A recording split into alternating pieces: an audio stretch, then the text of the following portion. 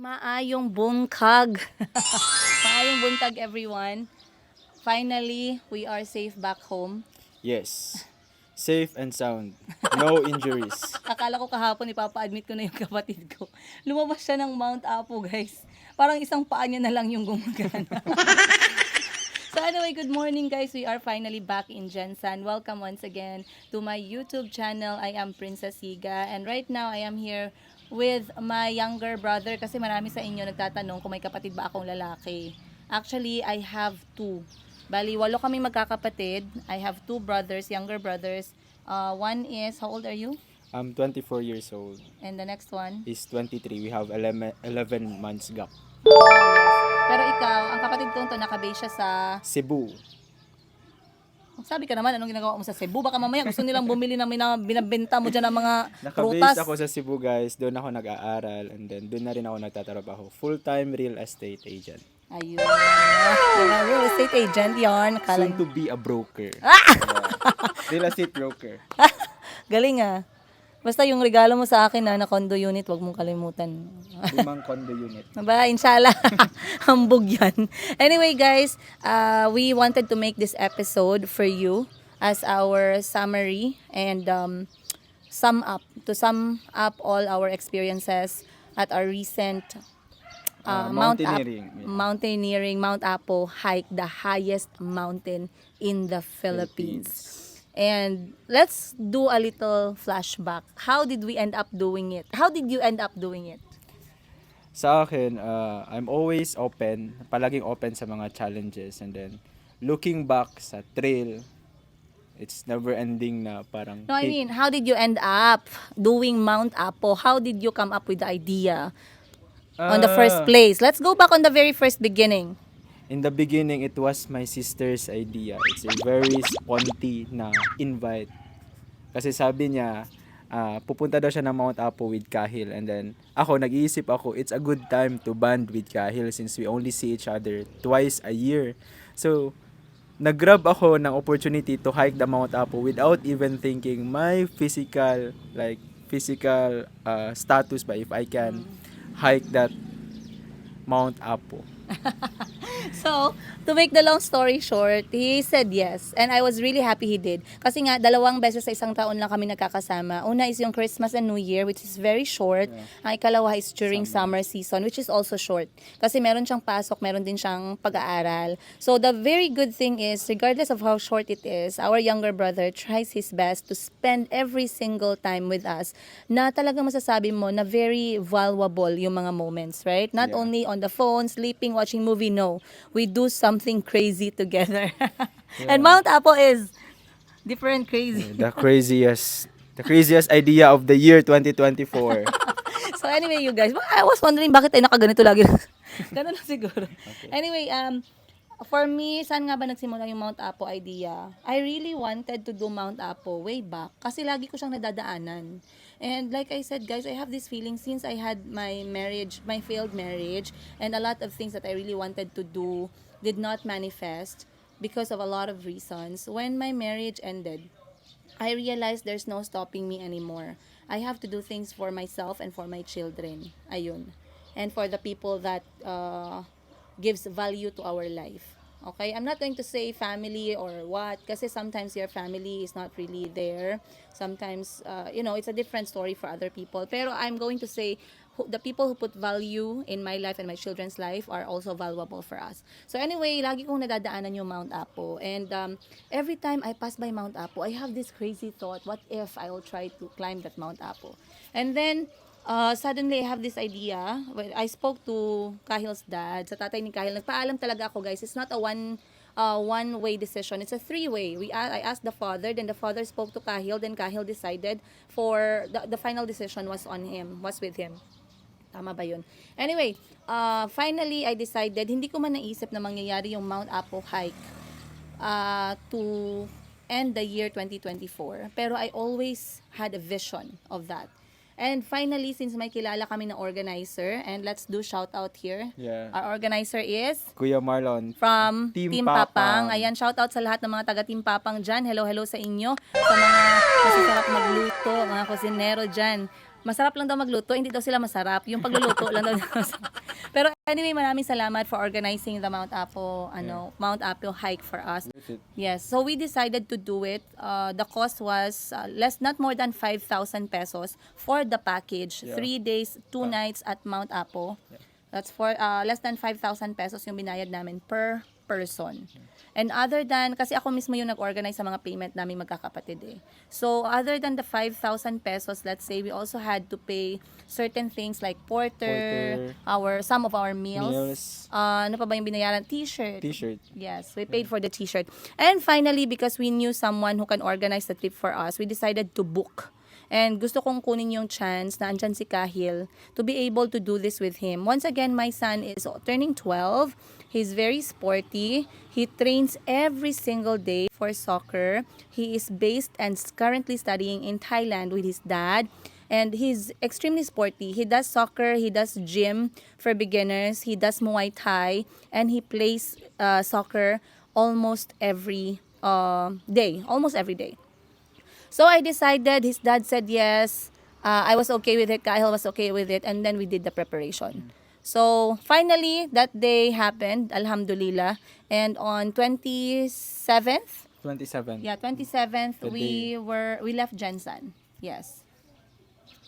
So, yes, 27th, we left Jansan. Nakitulog kami sa aming friend. Shout out, maraming salamat kay Miss Noreen and kay Sir Marlon sa pagpapatulog sa amin sa inyong very humble home. Maraming salamat. Thank you so much. Kasi guys, kapag hindi ka taga doon na area, we did the Mount Apo hike using the Santa Cruz Trail. Yeah. And if you don't have anyone you know from there, you will end up staying in homestay, hotels, whatnot. Airbnb. But if you want to cut costs, like for us, we could possibly, if it's possible, pwedeng magstay sa mga kaibigan, no? So Yeah. for us, yung organizer Mas better. namin, mismong kaibigan din namin, family friend. So we asked permission, doon kami nakitulog to have easier time.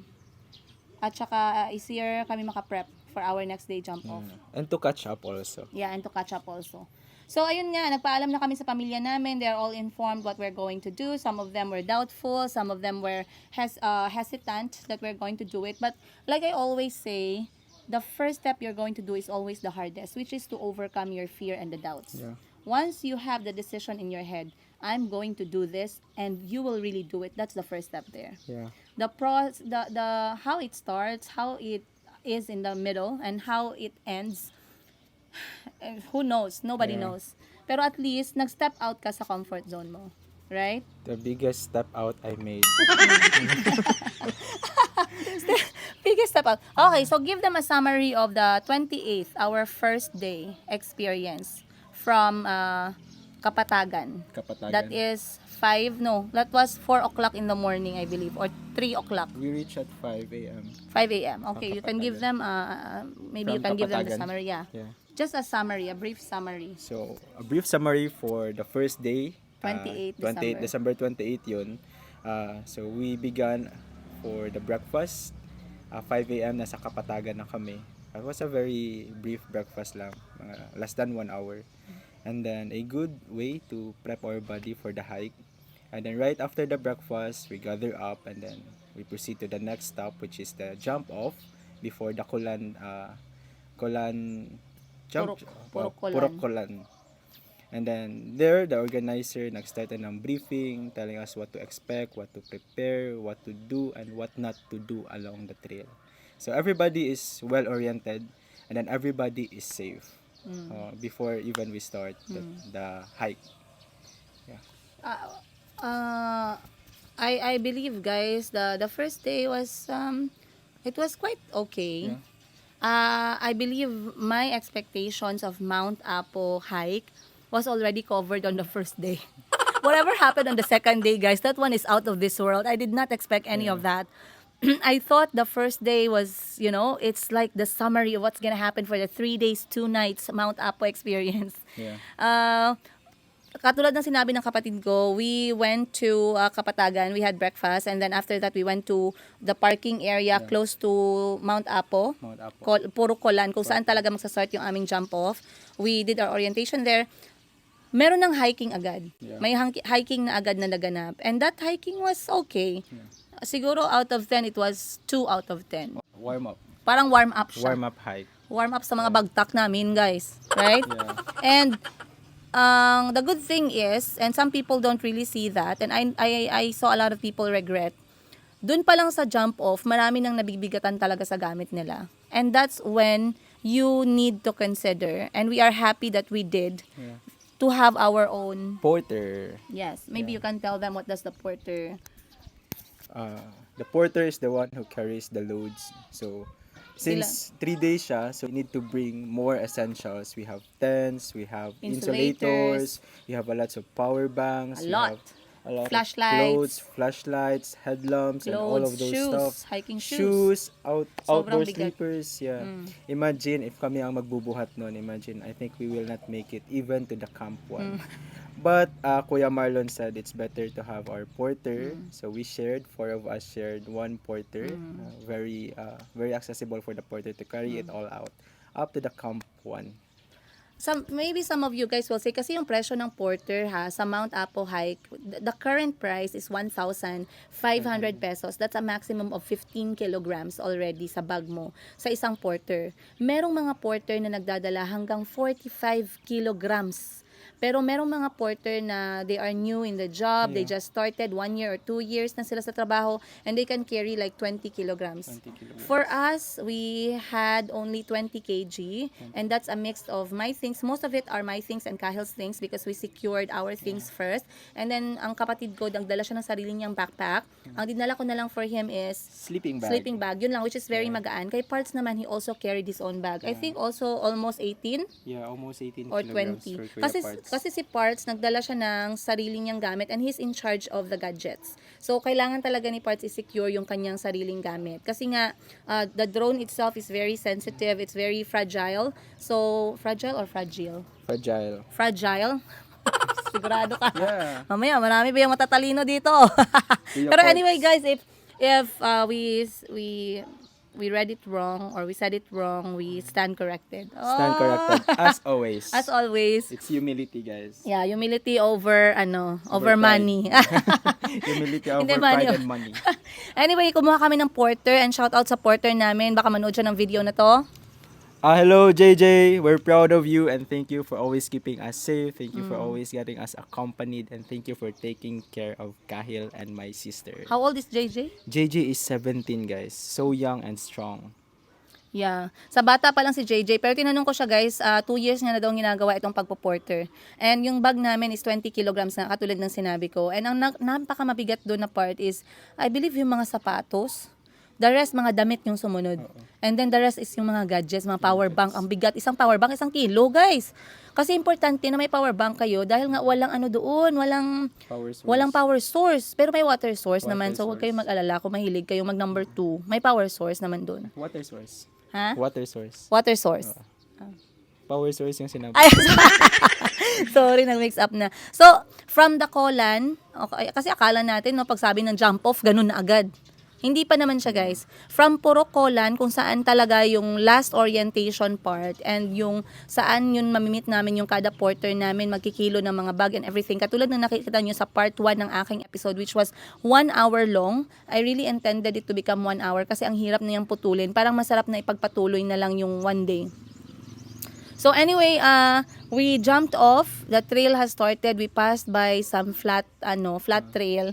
Pero after that, we did like 2 major forest, 2 major slope. mountain, 2 major slopes by the way. And that slope, mabilis si Kahil. Mabilis si There Kahil. were like 500 meters na parang walking trail lang where you can see farms of carrots, farms of flowers, cabbages. So very pleasing pa yung first part after the Colan jump off. And then Kahil, as my ate princess said, Kahil went first and Kahil went very fast for the beginning of the slope, 2 major slopes. It was Kahil who went first.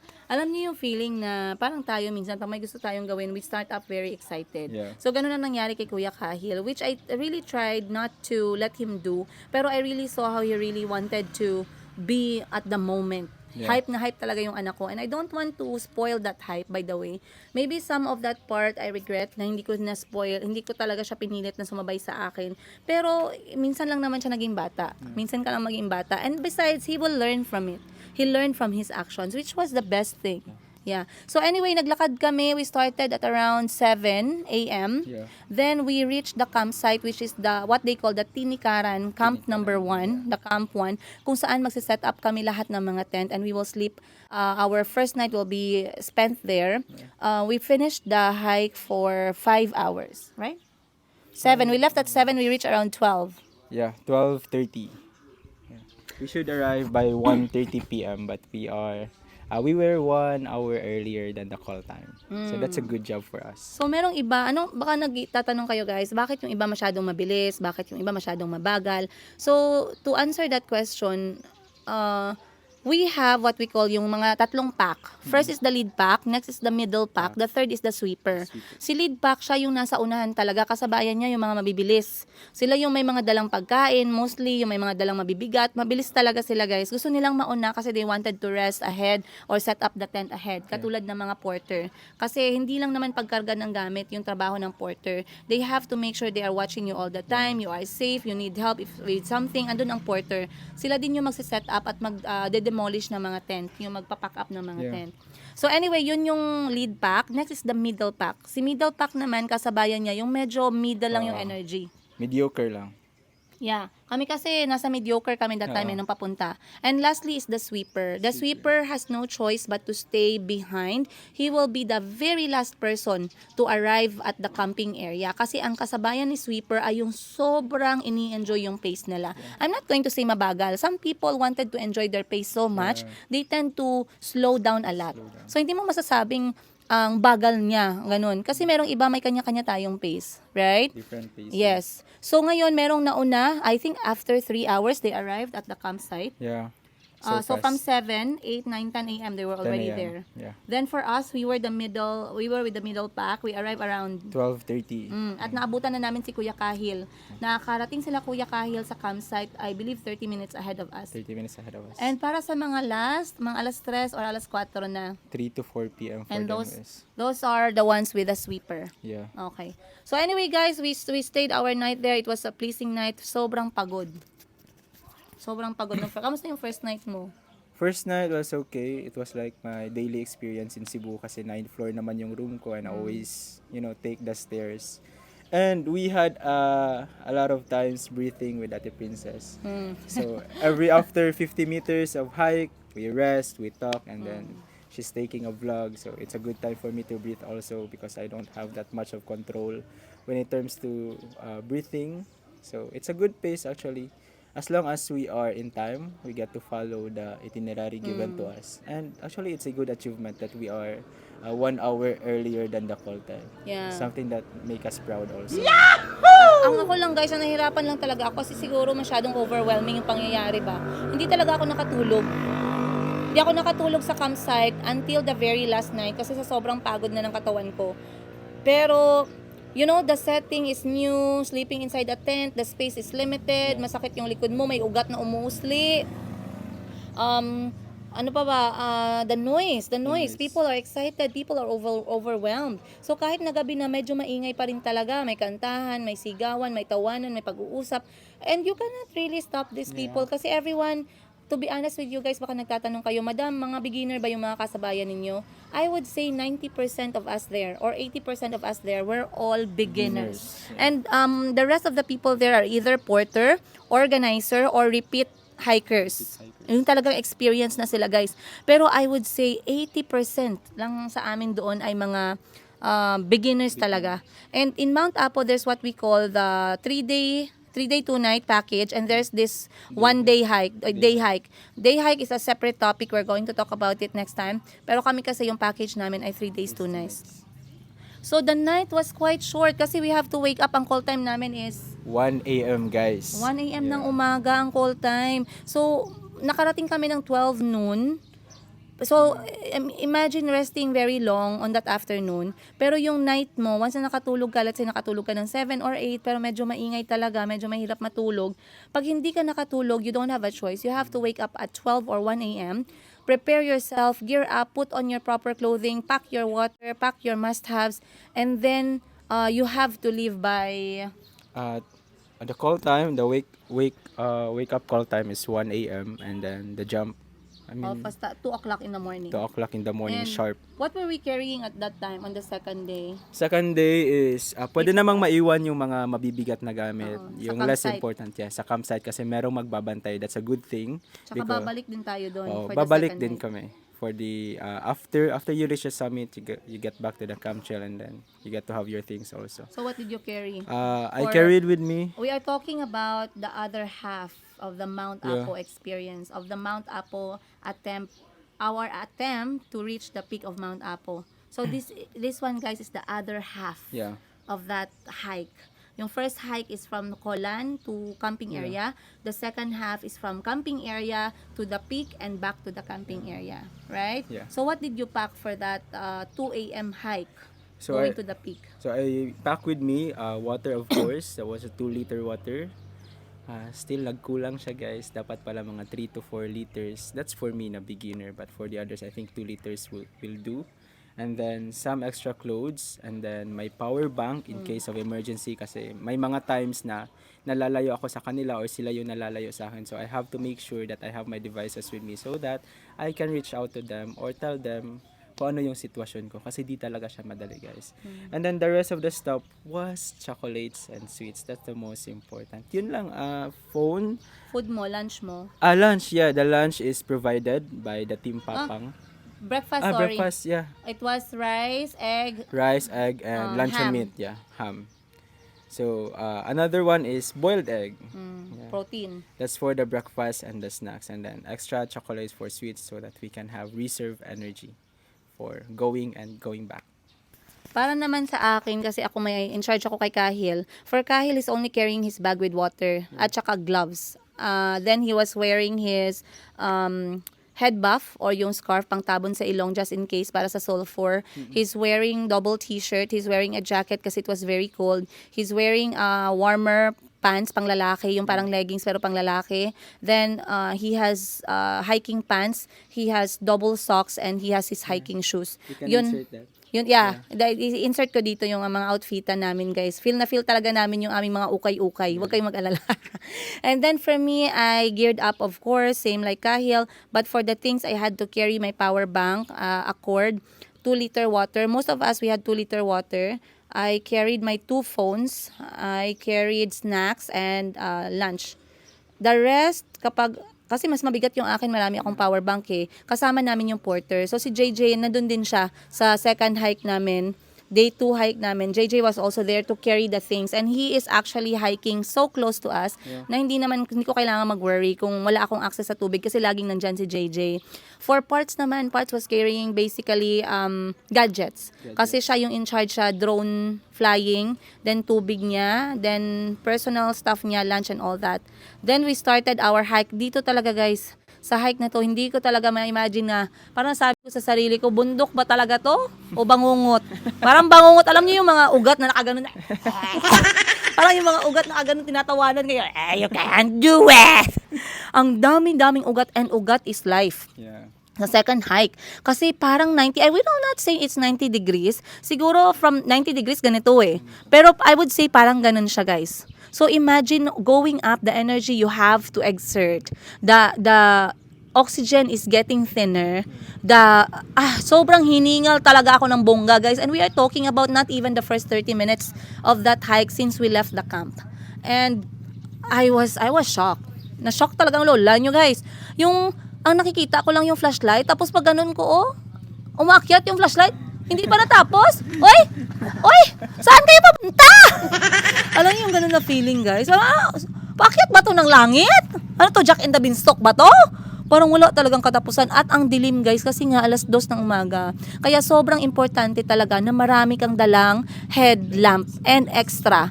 Kasi si kuya nakaubo siya ng 3 headlamp since nag-start siya ng hiking. Ako malakas yung battery ng headlamp ko. Isang headlamp na gamit ko until we decided to go stop our hike. Si Kahil then used one headlamp, si Parts isang headlamp lang din. Sa kanya lang talaga yung naubusan ng battery.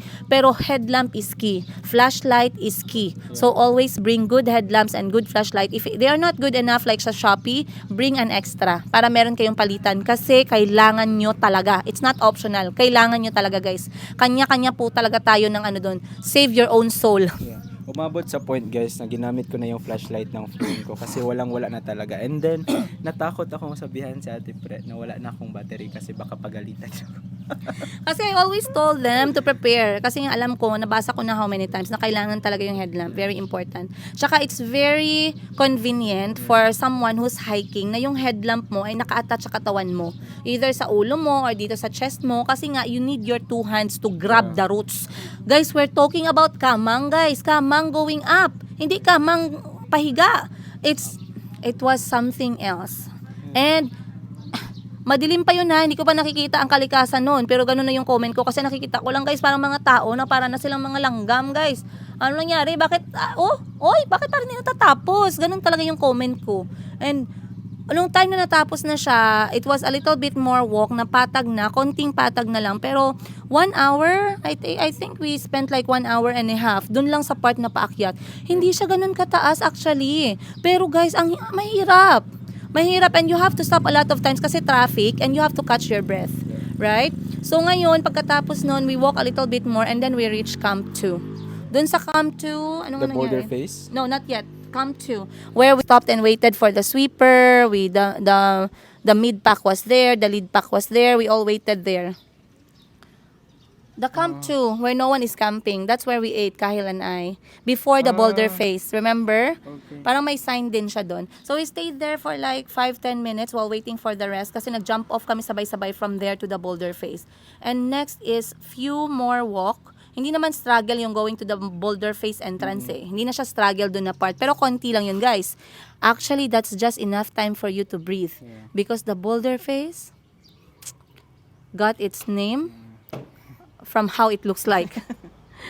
So sa boulder face, very limited lang yung masishare ko sa inyo guys kasi yung kapatid ko talaga ang naka-fully experience ng boulder face ng Mount Apo, and so is Parts, but Parts is not really Parts is not really made for this interviews, and I know that already. I shared with you guys a lot of times na talagang as much as possible Parts kahit 1% ay hindi mag-a-appear sa camera kasi that's part of our agreement since he started working with me. And with me because Parts is a good friend of mine. Kababata ko po siya. And we have been friends since we were 12. And when he started working with me, I asked him, he knows that I'm a vlogger. So, tinanong ko siya, comfortable ka ba with the camera? I vlog a lot. I vlog every day. Pag nahagip ka ba ng camera, is that okay? He directly told me that he's not comfortable and that's okay. You know, I respect your boundary and that's fine. So anyway, that's why we are doing this for you guys. I'm sure kahit na full talking lang to, you will still enjoy because we're going to insert photos and videos, especially galing sa kapatid ko guys. Kasi siya talaga yung nagkamang ng bongga. Kamang sa kamang talaga. Yung nakita ko talaga siya guys na parang last day niya na dito sa earth. So, I want to share first. Let me share first our part kasi ikaw na mag-take over from the rock tower. Okay? Wait lang. Check natin. Alright. Part 2, day 2 of Mount Apo, you guys. The boulder face. Alam mo ba, ilang beses ko narinig tong boulder? Ilang beses ko na talagang narinig tong boulder na to. Pero sometimes hindi kasi mag-sink in sa'yo eh. Yung itsura, yung pakiramdam, yung struggle behind kahit anong klaseng picture at video pa yan, not unless you are on the ground. So when you say boulder guys, it's those big, huge rocks. Dried lavas. Dried lavas, sulfur, that's summarized boulder face. Deadly. Yeah. Deadly. And then what's your one word or 3 words for boulder face part ng Mount Apo? The boulder face is just another story to tell, guys. Give me one word that defines it for you. Good word or negative word? Any word na na-feel mo talaga dun sa experience mo sa boulder. Perseverance, guys. For the boulder. That's For the one word boulder. that could, describe. Kailangan mong mag-persevere pagdating doon. So, to give you the summary, I'll insert a clip here. Boulder face is the part that you're going to hike bago mo marating yung summit ng Mount Apo. It's the huge part of the day 2 hike pag nag-avail ka ng 3-day 2-night package. Sa boulder face, you need strength, you need Good grip. energy, you need your good grip there. You still need your headlamp, you need a lot of water. Yeah. And let me mention bago ko makalimutan, 2 liters is not enough, guys. Marami doon talaga ang nagkulang sa tubig at talagang nanghingi sila sa may mga extra. Pero if you can at may sarili kayong porter, bring extra water. Kung pwede 4 liters, dalhin nyo, 4 liters ang dalhin niyo. Kasi for my pace and Cahil's pace, we could spend, I would estimate na sa boulder face lang na part, guys ha, I would estimate na Cahil and I are going to spend like 3 to 8, maximum of 8 hours. Papunta lang yun sa peak. Papunta pa lang, wala pang pabalik yun. Sa pace namin ng anak ko yun. Pero pag yung mga mabibilis ng pace, they got actually the boulder face plus the peak. They reached the summit for 3 hours. So, nasa 5 hours. Nakuha niya ng 5 hours from the boulder face entrance lang Yeah. yun. Okay? Siguro in total from the camp to the summit, nakuha niya ng 7 to 8 hours in total. Yeah, Okay, 7 to 8 tama. hours. So kami ni Cahil, guys, nagsimula kami, we have good energy. Okay na okay naman si Kuya Cahil. Pero it was still very overwhelming. Let's talk about the challenge, no? It's very challenging. There needs to be mind and body. They have to work together. You cannot go there with body but your mind is weak, or you can go there with your mind being strong and your body is weak. They have to work together, both of them. And you have to take one step at a time. You have to respect your body, breathe when you need to breathe. Do not compete. Do Yeah. not compete talaga. Huwag ka makipagkompetensya kasi everyone who climbs up a certain mountain, we have our different paces, right? So kami ni Cahil talaga ay mabagal kami kasi I was moving with my son.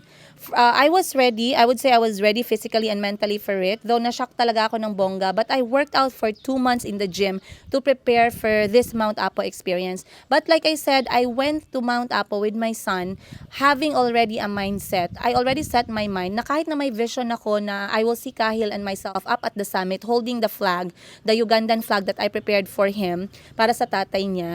I have this mindset na there's a lot of possibilities. May possibility na hindi namin matapos ang hike at hindi kami makapag-summit kasi I'm a mother.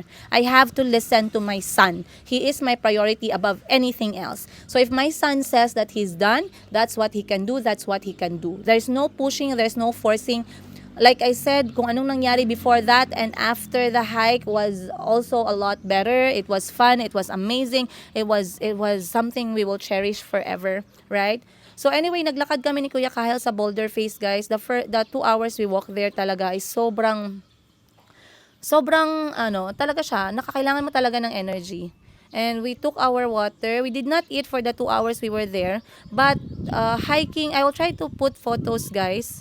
And also, you can go back to the episode or to the part 2 of our Mount Apo attempt to reach the peak of Mount Apo. And you will see from there kung anong itsura nung place kung saan kami ni Cahil naglalakad. So, marami pa kaming kasabayan nun. Ang dami pa naming kasabayan, di ba? Yeah. Sabay-sabay pa kaming 4. Parts never left us. My brother never left us. We were moving as 4. Plus si JJ na talagang sinasabayan kami. I only have Cahil with me. JJ was holding my things. My brother was there with his things and Parts with his things. Yeah. So we tried our best, and by the time we reached the rock tower, sa mga nakaakyat na ng Mount Apo, I know you are very familiar with this part, the rock tower part of the boulder face, that's when Cahil told me, actually a lot of times Cahil told me, Mom, I'm trying, I really want to reach the summit, I really want to be there and see the view from up there, but let me see how much I can handle. So talagang honest yung anak ko. And to be honest with you guys, I always train my children to open up as long as meron silang point. I don't stop my children from talking. So some people would say na bakit kasi nasagot ng mga anak mo, depende yun sa pagsagot. Depende sa tono, depende sa point ng bata. Kasi I grew up with my mouth shut, knowing that pag sumagot ka, pak! Pag sumagot ka, pak! It's very disrespectful. But it's not the same now. Yeah. Kids are very knowledgeable, kids are very opinionated, kids are smart, most of them are very independent. We have to listen to them. Sometimes they see the world differently than we do. So at the rock tower, that was 5:45 a.m., Cahil told me that, Mom, this is it. This is where I'm going to stop. This is where I can only push my body. And when he said that, looking at my child, guys, for the last 2 hours that we tried the boulder face together, I knew that he was very sincere. Na doon na lang talaga yung kaya niya. And my heart and my mind as a mother told me, this is it. We are done here. Sobrang emotional pa nga ako doon, guys. Malapit na akong umiyak, kaso pinigilan ko lang kasi nga normally hindi talaga ako umiyak sa harap ng mga anak ko. And when Kyle told me, Mom, I'm so sorry, nag-apologize talaga siya. And sabi niya, I really wanted to make Dad and you proud up there at the summit of Mount Apo, holding the Ugandan flag. But this is what I can do for now. Doon talaga, guys, parang alam niyo yun, parang pinipigilan ko talaga yung luha ko tumulo, guys. Sobrang talaga akong naiyak sa sinabi ng anak ko. But I'm extremely, extremely proud of him for stepping out of his comfort zone. Right? Yeah. It's not every time you see a child 11-year-old. I know there's a lot of child who already did the Mount Apo and successfully reached the summit, but it's not common to see a child, 11-year-old, stepping out of the house, leaving the gadgets, leaving the TV because they go to the mountain with their parents. Right? So from there, guys, I said, okay, anak, this is good. You don't have to say anything anymore. I am with you. Wherever you are, mommy goes with you. Then, the sweeper found us. Nagtanong yung sweeper, Ma'am, are you okay?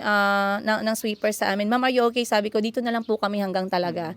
Sa rock tower na lang talaga. Okay, that's fine, sabi ng sweeper. Kasi dito, guys, walang pugsanay. Walang force. Bawal magpwersa dito ng tao.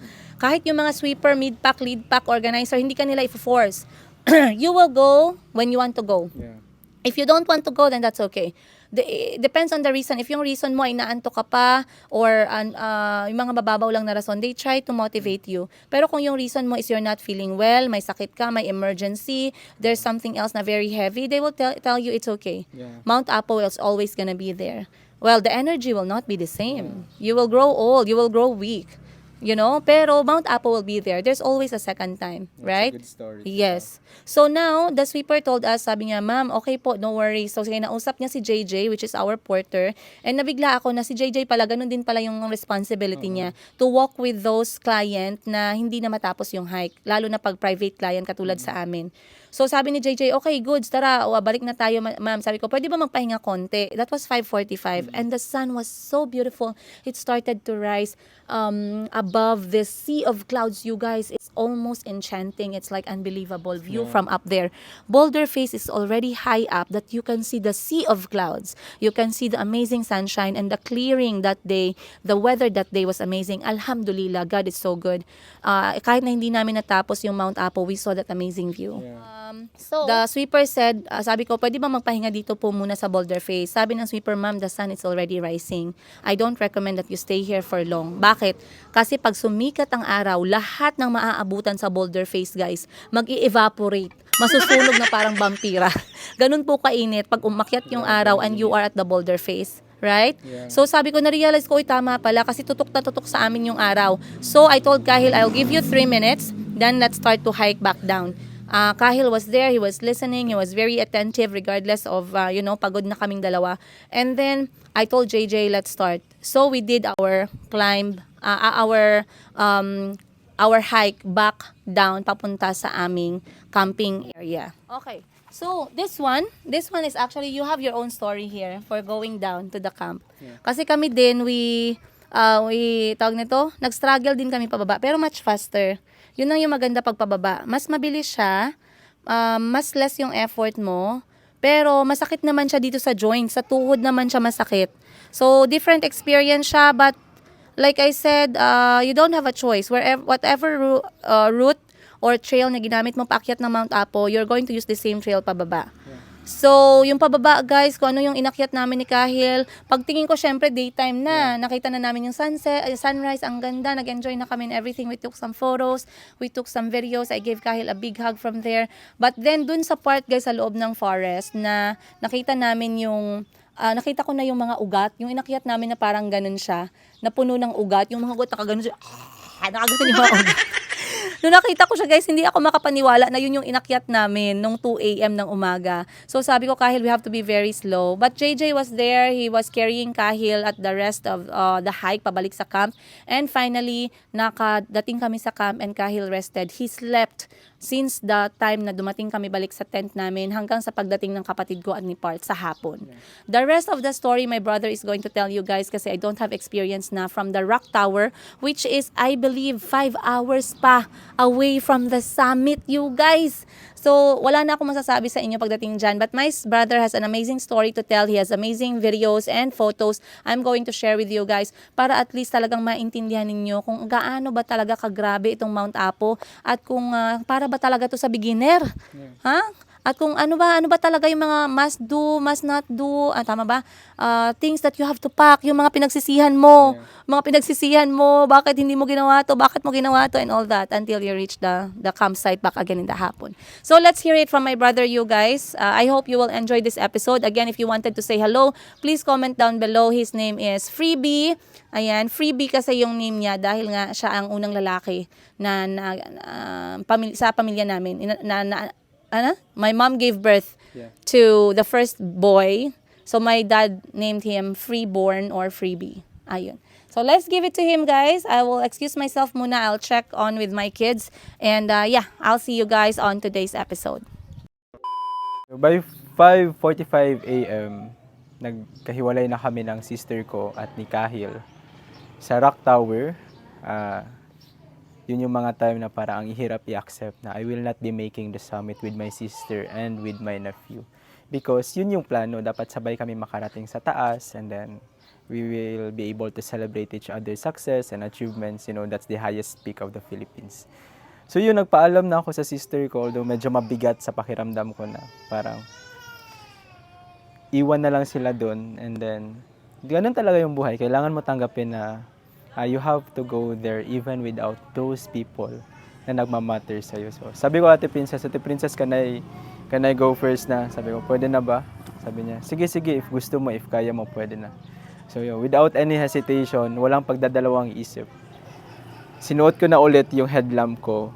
Made sure na may ilaw pa siya kasi medyo madilim pa paakyat. Nagsisimula pa lang yung dawn, yung pagsikat ng araw. So, nagsimula na ako. Kasabayan ko na yung mga mediocre lang din yung pacing ng hike nila.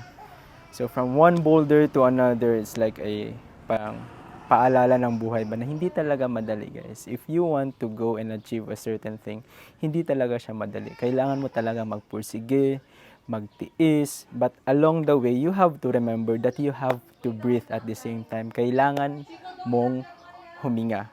So, kahit na mahina ako, guys, mahina ako sa pag-akyat. I'm not a hiker by profession. I'm not a regular hiker.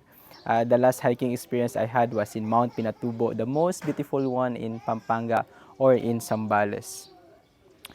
So yun, umabot na ako sa 50% part ng boulders. Merong isang magandang part na medyo flat siya in a way na you can sit down with people na nagpapahinga din, and then you get that beautiful view of the sunrise, the beginning of the sunrise, guys. Ang ganda. It was golden moment for me. The sea of clouds is just 100% beautiful. And then I took my bag, I drank my water, and then kinuha ko na yung breakfast ko, and then dun ako nag-breakfast so that meron akong sapat na lakas paakyat sa another part, which is they call nag-time-lapse muna ako doon, kumain ako, and then nakipagkwentuhan sa mga kasabayan ko.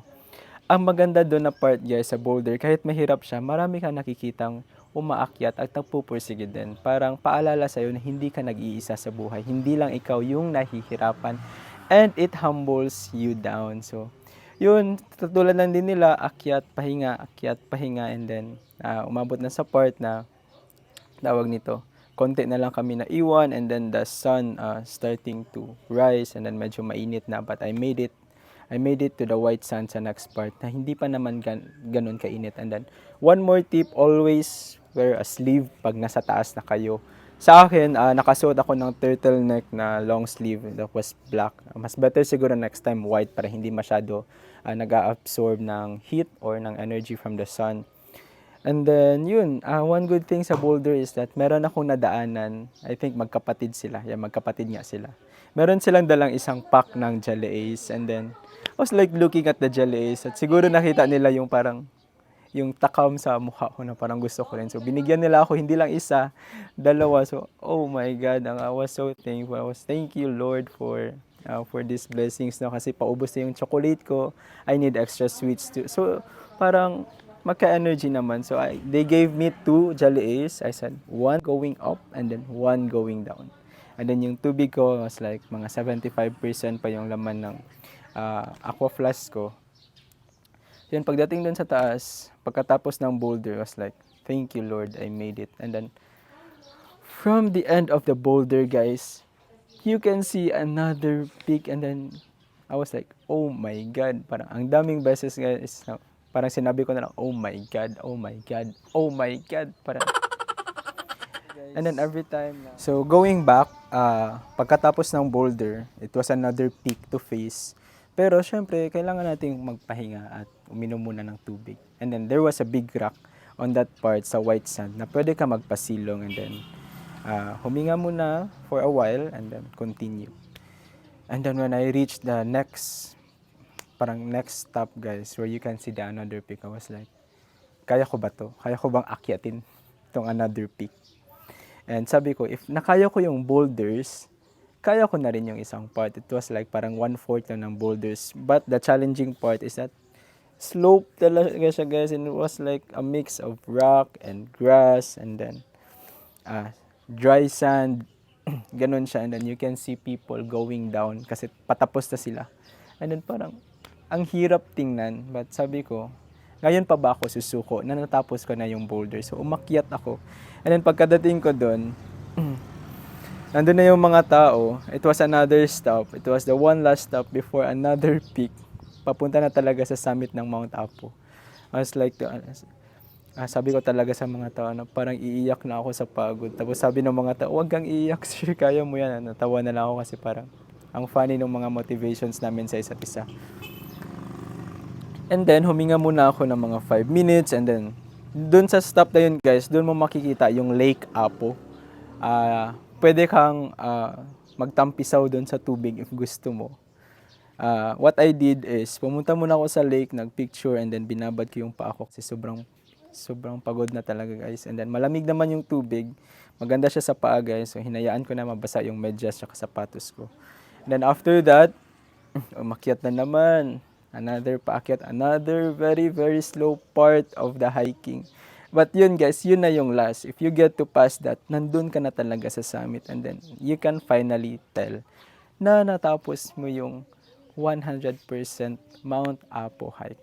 You know, Apo is just a word that means master. So, if you made that, you are a master hiker. But, you know, just a little hint lang. But, a good way to para motivate yourself. No?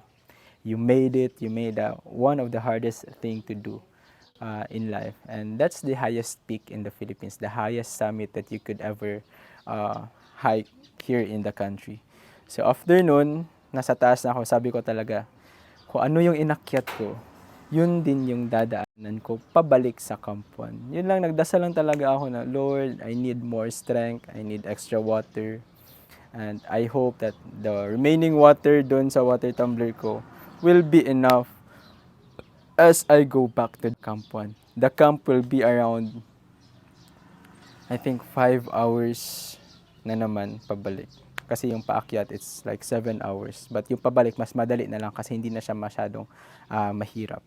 But you have to be really, really careful kasi bato at dry sand yung dadaanan mo. And then sa boulders, it was pure huge human-sized rocks yung dadaanan mo. So, you have to be really, really careful. Sabi ko nga, dapat siguro mag-helmet or mag-headgear pababa kahit paakyat kasi isang maling apak mo lang sa bato or one bad step, it could lead to something. Parang big injury, masusugatan ka or might have your head, hit through the rock. So, dahan-dahan lang talaga. Marami nang dumaan sa akin, parang hindi ko na sila makita kasi natatabunan na sila ng fogs. Pabalik, guys, hindi na maganda yung clearing, natabunan na yung boulders ng makapal na fogs. Kaya if merong dumaan sa'yo, tapos nauna na talaga sila, there was a time na hindi mo na talaga sila makita. And then you have to be extra careful talaga. And then good thing I have my stick with me. So, sa mga part na may mga buhangin pa, mga dry sand, nagagamit ko siya. But dun sa part na puro boulders na lang talaga, yung malalaking boulders, linigpit ko na yung stick ko and then nilagay ko na sa aking bag so that I can use 100% of my hands and my grip so that I could go down safely, no injuries, no wounds all safe and sound, and then no broken ankles also. Yun, minimake sure ko guys na yung stepping ko pababa is flat talaga. Not like this, hindi pa side, hindi pa ganyan kasi if ganyan, may tendency na i-carry niya yung whole weight ng body ko and then it will go fold and it will be broken. And I don't want to cause any emergencies around the boulders kasi yun yung pinakamahirap na part. And then, sabi ko talaga, I think 3 hours kong tadaanan tong boulders. But, thank God, natapos ko siya ng 2 hours. Bali, saktong pahinga lang. And then, extra careful lang talaga kasi ayaw natin nung bad instances na mangyari sa atin along the adventure. So yun, pagkatapos ko sa baba, another moment na naman to face. This time, no rocks, but pure trees, rocks, mountains, and grasses that you can, go along into the hike. So kung ano yung inakyat namin talaga na almost 90 degrees, yun din yung bababa namin. And I was like, looking down ako, sabi ko, oh my God! Sabi ko, ito ba yung dinaanan namin? Like, everything going back is so unfamiliar. It's because we went so dark. Hindi namin tanaw kung ano yung dinadaanan namin. So, parang sabi ko talaga, nadaanan ba namin to? Nadaanan ba namin to? Parang hindi. Kasi it's because hindi naman talaga namin nakita kung ano yung dinaanan namin papunta. Kasi it was 2 a.m. to 4 a.m. along that forest nung dinaanan namin. So, good thing. Thank you, Lord, kasi parang yung whole place na yun, parang designed talaga siya for ultimate adventure. Kasi merong mga malalaki at makakapal na mga ugat ng puno that you can hold and grip into as you go down. So, yung iba, yung mga sanay na, bumaba sila facing down and then step and step. And ako naman, parang gagamba pababa. So, I turned back and then one step at a time, parang pababa siya guys, pero nakatalikod ako kasi mas malakas pa yung kamay ko, yung buong braso ko kaysa sa legs ko. So sabi ko talaga, bahala na kamay. Basta wag lang talaga, magka-injury sa paa. So yun, magandang way yun para makababa. And it was effective. I'm going to do that next time. And I was like praying that I could make it to the Camp 1. And then until such time na nakadaan ako ng forest, the familiar ones that we've gone into around 2 a.m. Yun, and then there comes a time na nakita ko na yung tent and I was so happy to see the tent. It's because it symbolizes water, you guys. The only place in the hike that you can find water is in the Camp 1. So if you made it to the summit, you have to go back and get water to the Camp 1. The water source, the main water source where water is potable. Because marami namang part na may tubig pero hindi siya potable, guys. Hindi siya safe inumin. Ayun lang, pagkadating ko sa Camp 1, yun, tinawanan na ako ni Ate Princess. And then, it was another story to tell. I was able to, give them a summary what about my adventure and how I made it to the top. And how I was able to manage the whole hike back to the camp. Dumating na yung kapatid ko guys after 5 years from Mount Apo Peak. Dapat 1 p.m. balik na kami guys, 1:30. Okay naman. Okay naman. Ako, 30 minutes. Malapit na ako mag-alala, sunduin na sana kita. What's important is that I'm safe, Yes. no injuries at No all. injuries. Gutom lang. Grabe. Kain na. Gutom at uhaw. Kain muna, mamaya na tayo mag-chika bells. Iniwan ka ni ni Parts eh. Lilihan man ako siya. Okay. Sinabihan ko si Parts na mauna na kasi mahina ako. Tanggap Weak. ko yun. Sige, kain ka muna. Mamaya na tayo mag-chikahan. Pero kamusta ang experience mo? Hindi na kumusap. Oh my. Sabi mo lang yan. Tanongin kita ulit in 5 months ha. Pero nakakuha ka ng magandang picture sa clearing. Wow, very good. Magandang clearing sa taas guys. Oh, mamaya chikahan mo ako ng experience. Bakit may mga dumi ka sa kamay? Kumamang ka ba? Slide. Kamang mode? Slide kayo, basa ang trail. Kamang mode yan. Kamusta naman yung ala Spider-Man dito na side? Yung mga monkeys. Yung pababa, yung pababa na trail. Kapit lang guys. Kapit lang talaga. Parang buhay lang talaga. Yes, guys. parang relasyon lang yan, bro. Kapit ka lang kahit may hirap. buti dahil may mga roots. May mga ugat. Ugat. Very good ah. Malaking ugat. Sa boulder hindi ka naman natakot. Pababa. Malakag mamatay. Oh Para my ka gosh. mamamatay guys. Pababa. Yan, Kasi totoong review yan. I-recommend mo ba? for someone who is strong-minded and physically able, go for it. But for those na hindi physically able and weak mentally, wag na kayong pumunta guys. Kasi baka mamaya magligid-ligid kayo guys. Not to sugarcoat, maraming nag-give up. Marami talaga, sure ba? Maraming nag-give up. Saan lang sila hanggang? Different stations. Sige, kain ka muna. May pagkain na dun sa kitchen.